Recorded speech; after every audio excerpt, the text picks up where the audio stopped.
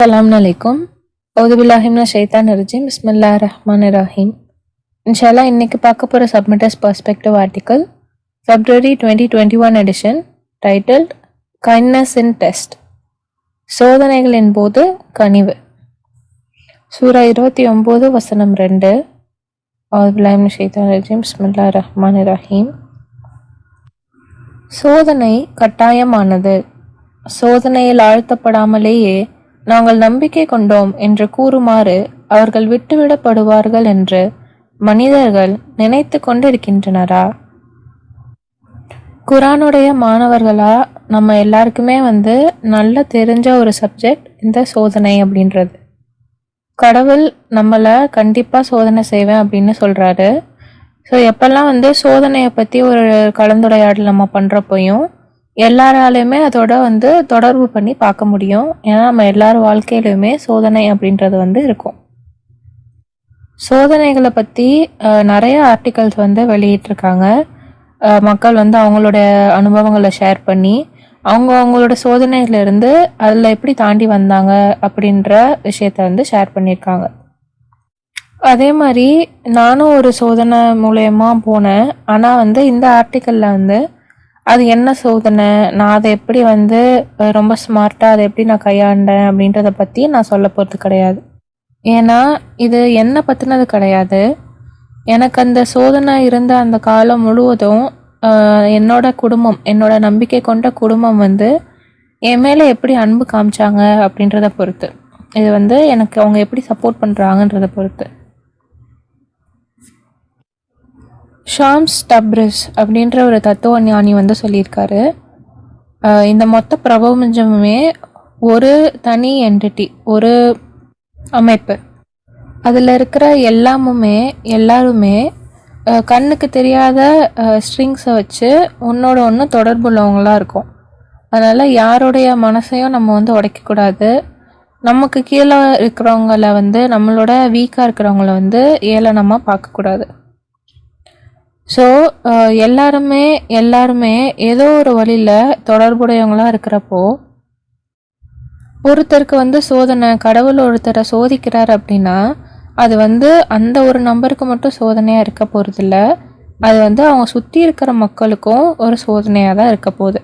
அவருடைய குடும்பமாக இருக்கட்டும், நண்பர்கள், இல்லை அந்த மொத்த சமூகத்துக்குமே அந்த நபரை இவங்க எப்படி நடத்த போகிறாங்க, அந்த சோதனையில் இவங்க என்ன பண்ண போகிறாங்க அப்படின்றதுக்கான அவங்களுக்கு ஒரு சோதனையாக அது அமையுது.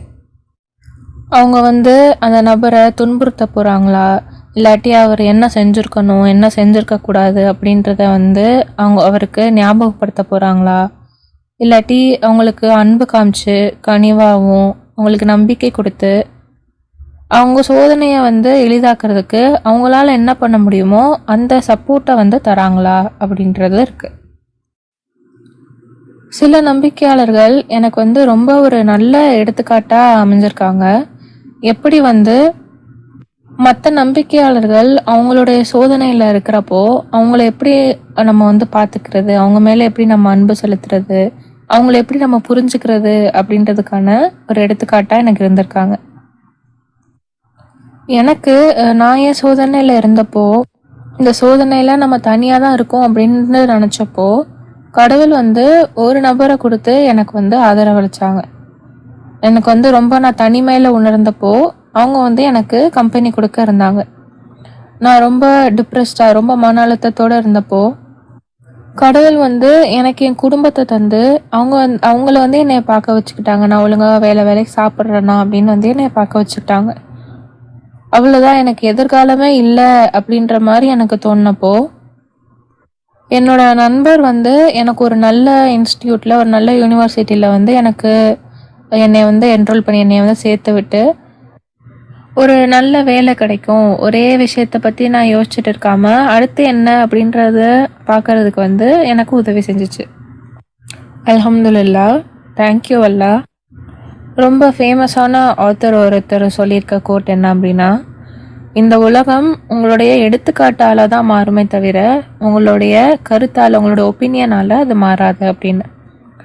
அதே நம்ம குரானிக் பர்ஸ்பெக்டிவில் பார்க்கணுன்னா ஆப்ரஹாம் இதுக்கு தான் பிரார்த்தனை செய்கிறாரு. சூரா 26 வசனம் 84ல், வருங்கால தலைமுறையினருக்கு நான் அமைக்கும் முன்மாதிரியை நல்லதான ஒன்றாக இருக்கச் செய்வீராக. நான் பார்த்த என்னை சுற்றியுள்ள இந்த நம்பிக்கையாளர்கள் அமைச்சு தந்த அந்த எடுத்துக்காட்டு தான் எனக்கு வந்து புரிய வச்சுச்சு. நான் எத்தனை வாட்டி குரான் படிக்கிறேன், தொழுகிறேன், எவ்வளோ குரான் வசனங்களை நான் வந்து மனப்பாடம் செய்கிறேன், எப்படி வந்து நான் ஜும்மா குத்பா கொடுக்குறேன், குரான் ஸ்டடீஸில் எவ்வளோ நல்லா பேசுகிறேன், இல்லாட்டி வந்து 19 கோடை வந்து எவ்வளோ சீக்கிரமாக நான் வந்து கால்குலேட் பண்ணுறேன் அப்படின்றதெல்லாம் வந்து மேட்டர் இல்லை. நான் வந்து குரான் படி என் வாழ்க்கையை அமைச்சிக்கலை அப்படின்னா நான் வந்து வழி தவறி தான் போவேன். கடவுளுடைய பாதையில் இருந்து மற்றவங்களையும் நான் வந்து வெளியே தான் தள்ளுற மாதிரி இருக்கும். ஸோ என்னோடய வாழ்க்கையில் ஒரு மாற்றம் வரணும் அப்படின்னு நான் நினைக்கிறேன்னா, அதே மாதிரி மற்ற மக்களையும் வந்து அவங்களோட இந்த ஆன்மீக பயணத்தில் அவங்களுக்கு நான் உதவி செய்யணும் அப்படின்னு நினைக்கிறேன்னா, கடவுளுடைய உதவி எனக்கு வேணும். கனிவோடையும் கம்பேஷனேட்டாக அன்போடையும் நான் மற்றவங்க கிட்ட இருக்கிறதுக்கு. எப்படி ஒரு வானத்துக்கு வந்து நட்சத்திரங்கள் அழகு சேர்க்குதோ, ஒரு தோட்டத்துக்கு பூக்கள் அழகு சேர்க்குதோ, நம்முடைய வீடுகளில் குழந்தைகள் வந்து எப்படி அழகு சேர்க்கிறாங்களோ மாஷா அல்லாஹ், அதே மாதிரி ஒரு நம்பிக்கை கொண்ட ஒரு ஆளோட மனசில் கடவுளுடைய அன்பு இருந்துச்சு அப்படின்னா அது வந்து மற்ற மக்களுக்கு கடவுளுடைய படைப்போட அழகை பற்றி நினைவூட்டுறதுக்கு வந்து உதவி செய்யும். எங்கே போனாலும் அந்த மாதிரியான கனிவுடைய ரொம்ப பணிவான மக்கள் வந்து குரானை அவங்க மனசில் வந்து எப்பவுமே சுமந்துட்டு இருப்பாங்க. குரானில் இருக்கிற வசனத்தை சொல்லி காட்டுறதை விட அவங்களுடைய செயல்கள் வந்து இன்னும் சத்தமாக பேசும். நம்ம பெரும்பான்மையான நேரம் என்ன நினைக்கிறோம் அப்படின்னா, மற்றவங்களுக்கு உதவி செய்யணும் அப்படின்னா நம்ம வந்து நிறைய பணம் செலவிடணும் அப்படின்னு. எப்போவுமே அதே வந்து உண்மையாக இருக்காது. ஏன்னா கடவுள் நம்மளுக்கு சொல்கிறாரு, அவர் வந்து வெவ்வேறு வழியில் வந்து நம்மளை சோதனை செய்வார் அப்படின்னு. சூரா 2 வசனம் 155. ஓரளவு பயம், பசி, மேலும் செல்வம், உயிர்கள் மற்றும் பயிர்களின் இழப்பு கொண்டு நிச்சயம் நாம் உங்களை சோதிப்போம். உறுதியோடு இருப்பவருக்கு நற்செய்தி அழியும். ஸோ இந்த வசனத்தை வச்சு பார்த்தோன்னா சில நேரங்களில் வந்து மக்களுக்கு மறு உறுதிப்படுத்துறதும் கனிவும் ஆறுதல் அளிக்கிறதும் தேவைப்படுது. ஸோ ஒரு நம்பிக்கையாளர் ஒரு சோதனையில் இருக்கார் அப்படின்னா நம்ம என்ன நினைப்போம், சரி அவங்க வந்து இதுக்கு முன்னாடி இந்தந்த விஷயத்தெல்லாம் பண்ணாங்கல்ல, இதெல்லாம் வந்து அவங்களுக்கு நம்ம நினைவூட்டணும் போல், அதனால தான் வந்து இந்த சோதனை வந்திருக்கு, இவங்க இந்த கெட்ட கெட்ட விஷயத்தெல்லாம் பண்ணனால தான் சோதனை வந்திருக்கு அப்படின்னு நினைவூட்டணுமோ அப்படின்னு நம்ம வந்து நினைப்போம். ஆனால் அவங்களுக்கு உண்மையாகவே என்ன தேவைப்படுதுன்னா அந்த டைமில் அவங்களுடைய உண்மையான குடும்பம், சரணடைந்த குடும்பத்துக்கிட்ட இருந்து ஆதரவு தான் தேவைப்படும். பெரும்பான்மையான சரணடைந்தவர்கள் வந்து அவங்களே வந்து கடவுளுடைய வழிகாட்டுதலை தேடுறதுக்கும் கடவுளுடைய பாவ மன்னிப்பை தேடுறதுக்கும் வந்து ட்ரை பண்ணிட்டு இருப்பாங்க. ஸோ வந்து இது நமக்கும் ஒரு சோதனையாக அமையலாம். நம்ம வந்து அவங்களுக்கு என்ன வேணும், அவங்களுக்கு இதனால் இந்த ஒரு ரிமைண்டர் தான் வேணும் அப்படின்னு நம்மளாம் வந்து தப்பாக நினச்சிக்கிட்டு அவங்களுக்கு வந்து அவங்கள்ட்ட போய் சொல்கிறது நமக்கு ஒரு சோதனையாக இருக்கலாம். நம்ம வந்து என்ன பண்ணணும் அப்படின்னா அவங்களுக்கு எப்படி ஹெல்ப் பண்ணணும் அப்படின்றதுக்கான சரியான வழியை காமிச்சு தர சொல்லி கடவுள்கிட்ட இறைஞ்சிறது தான் வந்து அங்கே நமக்கு சோதனையாக இருக்குது. கண்டிப்பாக நினைவூட்டல்கள் வந்து நல்லது. இன்ஃபேக்ட் குரான்லேயே எல்லாம் வந்து அது நினைவூட்டல்களை வந்து ஆதரிக்கிறாங்க. சூரா 51 வசனம் 55 பார்க்குறோம். மேலும் நினைவூட்டுவீராக, ஏனெனில் நம்பிக்கையாளர்களுக்கு நினைவூட்டல் பலனளிக்கும். ஆனால் நம்ம நினைவூட்டுறது வந்து இருக்கிறதுலே மிகச்சிறந்த முறையில் வந்து நம்ம நினைவூட்டணும். அதுக்காக வந்து கடவுள் ரொம்ப அழகான வேர்சஸ்லாம் வந்து குரானில் வச்சுருக்காங்க. அந்த வசனங்கள் மூலயமா மக்களுக்கு வந்து அவங்களுடைய துன்பம், அவங்களோட விரக்தி அதெல்லாமே வந்து அவங்க தவிர்த்துட்டு பயபக்தியோடையும் நம்பிக்கையோடையும் கடவுளை இறைஞ்சுவாங்க. சூரா 65 வசனம் 2, 4 மற்றும் 5 பார்க்குறோம். அதில் வந்து கடவுள் சொல்கிறாங்க, யாரெல்லாம் கடவுள்கிட்ட பயபக்தியோடு இருப்பாங்களோ அவங்களுக்கு ஒரு வெளியேற்ற வழியை வந்து கடவுள் உருவாக்குவேன் அப்படின்னு சொல்கிறாங்க. அதே மாதிரி அடுத்த இதில் வந்து யாரெல்லாம் கடவுள் மீது பயபக்தியோடு இருக்கிறாங்களோ அவங்களுக்கு எல்லாத்தையுமே வந்து எளிதாக்கி தருவேன் அப்படின்னு கடவுள் சொல்கிறாங்க. அதே மாதிரி அவங்களுடைய பாவத்தெல்லாம் மன்னிச்சு தாராளமாக அவங்களுக்கு வந்து பிரதிபலன் வழங்குவேன் அப்படின்னு வந்து சொல்கிறாங்க. நான் நிறையா நேரங்களில் கேட்குற நினைவூட்டல்கள் என்னென்னா, நீ வந்து பாவ மன்னிப்பு கேட்கணும், ஏன்னா வந்து நீ ஏதோ தப்பு பண்ணியிருப்ப, கடவுள்கிட்ட இருந்து தான் எல்லா நல்லதும் வரும், அண்ட் வந்து எல்லா கெட்டதும் நம்மளுக்கு வர்றது நம்ம மூலயமா தான் வருது அப்படின்றது. ஆமாம், இந்த நினைவூட்டல் வந்து உண்மையானது தான். என் கடவுள்கிட்ட இருந்து வர எந்த ஒரு நினைவூட்டலாக இருந்தாலும், அவருடைய வார்த்தையால் வர எந்த நினைவூட்டலாக இருந்தாலும் அது வந்து நம்மளுக்கு கண்டிப்பாக நல்லது தான். அது வந்து நம்ம அப்ரிஷியேட் பண்ணணும். ஆனால் நம்மளால் ஷேர் பண்ண முடிகிற குரான்லேருந்து நம்ம சொல்லக்கூடிய நினைவூட்டலாக இது மட்டும் இல்லை. எனக்கு என்னோட சோதனையில் நான் இருக்கிறப்போ இந்த சூரா 65 பார்த்த இந்த 3 வசனங்கள் அதை வச்சு எனக்கு வந்து நினைவூட்டினாங்க. அது வந்து எனக்கு ரொம்ப உதவியாகவும் எனக்கு ரொம்ப என்கரேஜிங்காகவும் அது வந்து இருந்துச்சு. கடவுள் சொல்கிறாரு, நம்ம ஒவ்வொருத்தரும் சோதனை செய்யப்படுவோம் அப்படின்னு. நம்ம எல்லாரையும் கடவுள் வந்து தனித்துவமாக படைச்சிருக்காரு. அதனால் நம்மளுடைய சோதனைகளும் நம்மளுடைய ஆன்மாவுக்கு ஏற்றபடி தனித்துவமாக தான் இருக்கும். ஸோ நம்ம எப்போவுமே ஞாபகம் வச்சுக்க வேண்டிய விஷயம், ஒருத்தர் ஒரு சோதனையில் இருக்காருன்னா அவருக்கு ஏன் அந்த சோதனையை கடவுள் தந்தாங்கன்னு நமக்கு தெரியாது. அவங்களோட வாழ்க்கையில் என்ன நடந்துகிட்டு இருக்குது அப்படின்றது வந்து தெரியாது. அவங்க வந்து மோசமானவங்க, அவங்க வந்து என்ன தப்பு பண்ணியிருப்பாங்க அப்படின்னு வந்து நம்ம நினைக்காம, நம்ம வந்து நல்லதையே நினச்சி நம்மளால் என்ன ஆதரவு அவங்களுக்கு தர முடியுமோ, எவ்வளோ அன்பை அவங்களுக்கு காட்ட முடியுமோ, நம்ம குடும்பத்தில் நம்மளோட அண்ணனோ தங்கச்சியோ அக்காவோ அவங்களுக்கு ஒரு பிரச்சனைனா நம்ம எப்படி அவங்களுக்கு வந்து ஆதரவு அளிப்போமோ அந்த மாதிரி வந்து நம்ம நடந்துக்க ட்ரை பண்ணணும். சூரா 22 வசனம் 78 பார்க்குறோம், கடவுள் தான் மிகச்சிறந்த ஆதரவாளராக இருக்கார். கடவுள் வந்து எந்த ஆன்மாவிற்கும் அதோட சக்திக்கு மீறி சுமையை சுமத்துவது கிடையாது. அண்ட் வந்து கடவுள் ஒருத்தரை சோதிக்கிறாருன்னா கடவுளுக்கு வந்து நம்ம அங்கே எதுவுமே பண்ணணும் அப்படின்றது வந்து அந்த தேவை கடவுளுக்கு கிடையாது. ஸோ நம்ம ஒருத்தவங்களுக்கு உதவி செஞ்சோம் அப்படின்னா அது கடவுள் நம்மளுக்கு தர ஒரு ஆப்பர்ச்சுனிட்டியாக தான் இருக்குது. நம்மளுடைய ஆன்மாவோட சொந்த நலனுக்காக தான் நம்ம அதை வந்து பண்ணணும். கடவுளுடைய உதவியோட நம்ம வந்து நம்மளுடைய சரணடைந்த நண்பருக்கு வந்து நம்ம அன்பை காமிச்சோம் அப்படின்னா, அவங்க சோதனையில் இருக்கிறப்போ நம்ம அவங்களுக்கு உதவி செஞ்சோம் அப்படின்னா அவங்களுக்கு வந்து சரி நமக்குன்னு ஒரு குடும்பம் இருக்குது அப்படின்ற ஒரு நம்பிக்கையே வரும். நான் என் சோதனையில் இருக்கிறப்போ இப்படி தான் வந்து என் கூட இருந்த நம்பிக்கையாளர்கள் வந்து என்னை நடத்துனாங்க.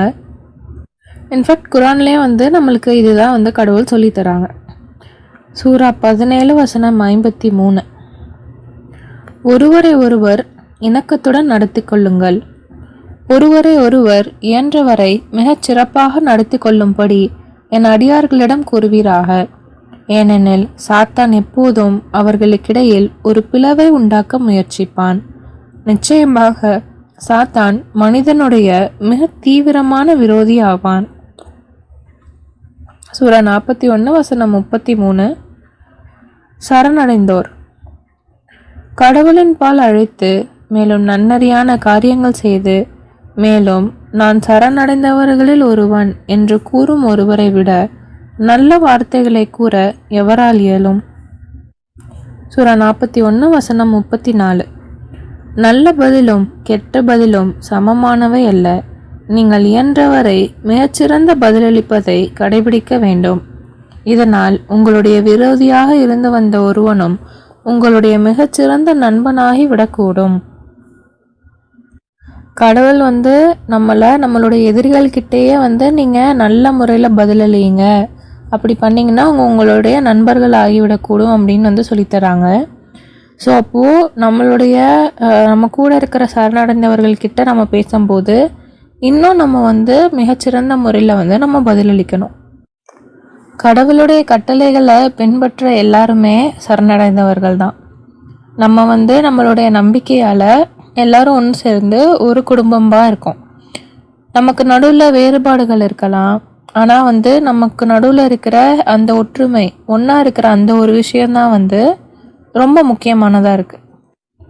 அதுதான் வந்து கடவுளுக்கு மட்டும் முற்றிலும் நம்மளை வந்து அர்ப்பணித்து கொள்வது. நம்மளுடைய கடவுள்கிட்ட திரும்ப போகிற இந்த பயணத்தில் நம்மெல்லாம் வந்து ஒன்றா சேர்ந்து பயணிச்சுட்டு இருக்கிற ட்ராவலர்ஸ். அண்ட் அவரை அடையிறதுக்கு வந்து நிறையா வழிகள் இருக்குது. ஒவ்வொரு வழியும் வேறு வேறு மாதிரி இருக்கும். அண்ட் நம்ம எல்லாருக்குமே வந்து நம்மளோட கூட பயணிக்கிறவங்களுக்கு உதவி செய்கிறதுக்கு எதனா ஒரு விஷயம் வந்து இருக்கும். நம்மக்கிட்ட வந்து கார் இருந்துச்சுன்னா அவங்களுக்கு வந்து நம்ம ஒரு லிஃப்ட் தரலாம். நம்மக்கிட்ட கார் இல்லைன்னா அவங்க கூட சேர்ந்து நம்ம வந்து நடக்கலாம்.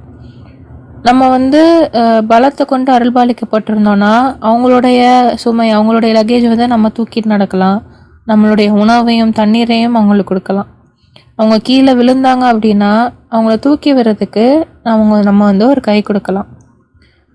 கடவுளுக்கு சேவை செய்கிறதுக்கு நிறைய வழிகள் இருக்குது.